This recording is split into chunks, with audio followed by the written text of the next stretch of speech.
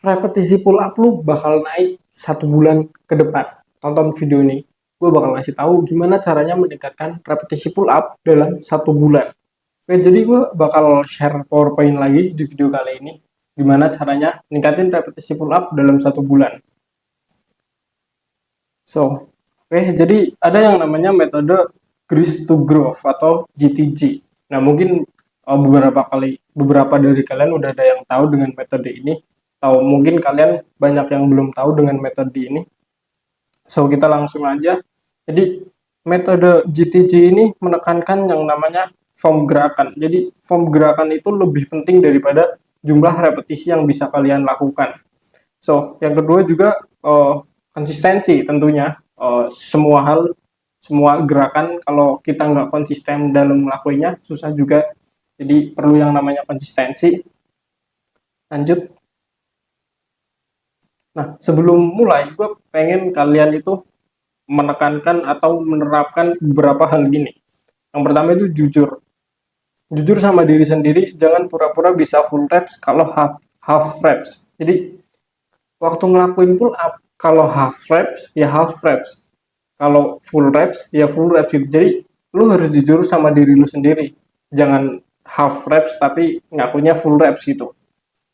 Yang kedua, sabar. Seperti yang udah gue jelasin barusan, tentunya sabar jadi penentu juga. Nah, semuanya butuh waktu, semuanya butuh konsistensi. Kalau nggak sabar, nggak konsisten, nggak disiplin, percuma, buang jauh-jauh aja. Yang ketiga, evaluasi. Jadi, dicatat. Kalau nggak dicatat, lu nggak bakal bisa evaluasi gitu. Nah, pertama, lu harus tahu nih, repetisi pull up lu itu ada di angka berapa. Jadi, caranya, lu cari tahu dulu max reps pull up lu udah sampai mana, udah berapa gitu. Terus yang kedua, hitung presentasi dari max reps. Mulai dari 50%, 60%, 75%, sampai 90%. Di sini ada contoh, misalnya nih, repetisi max pull up kalian itu ada di 15. Jadi berarti 50% dari 15 itu 7, 60% dari 15 itu 9, 75% dari 15 itu 11, 90% dari 13, dari 15 itu 13. Lanjut. Jadi cara ngelakuinnya adalah di minggu pertama sama minggu kedua, lo itu latihannya 3 kali dalam seminggu. Ya, 3 kali dalam seminggu. Jadi 3 kali lu main full day gitu. Nah, terus cara ngelakuinnya adalah 50% dari max reps dikali 6 set. Dilakuin sepanjang hari. Atau kalau misal lu bisa ngelakuin di satu sesi latihan, itu juga nggak masalah. Nah, di malam harinya, lu itu ngelakuin pull up lagi. Jadi 75% dari max reps lu dikali satu set. Dan juga pastikan istirahatnya itu cukup. Oke, lanjut. Di minggu ketiga tuh latihannya diturunin frekuensinya. Jadi yang kalau di minggu kedua sama minggu pertama sama minggu kedua itu latihannya 3 kali dalam seminggu, di minggu ketiga latihannya itu frekuensinya diturunin jadi 2 kali dalam seminggu. Nah, cara ngelakuinnya tuh lu ngelakuin 60% dari max reps dikali 7 set. Dilakukan sepanjang hari, atau kalau misal bisa lu lakuin dalam satu sesi latihan nggak masalah.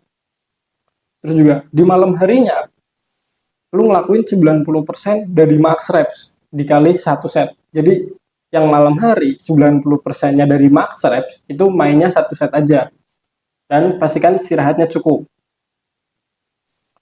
Lanjut, di minggu keempat lu nggak ngelakuin pull up sama sekali. Nah, tujuannya itu buat deload.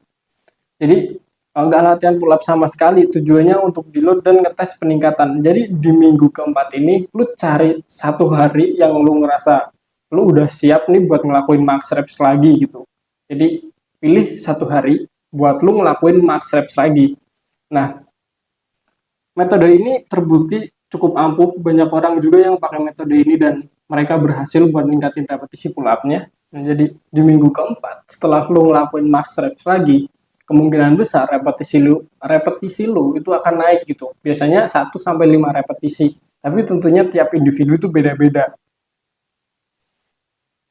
Nah, kalau ada kenaikan dari max rep sebelumnya, lu bisa ngelakuin metode ini berulang kali sampai lu dapetin tuh target buat max repetisi itu berapa. Jadi simple, gue juga lupa jelasin di awal bahwa metode ini cocok untuk kalian yang udah bisa minimal itu 5 repetisi. Jadi lu punya sedikit strength gitu buat ngelakuinnya.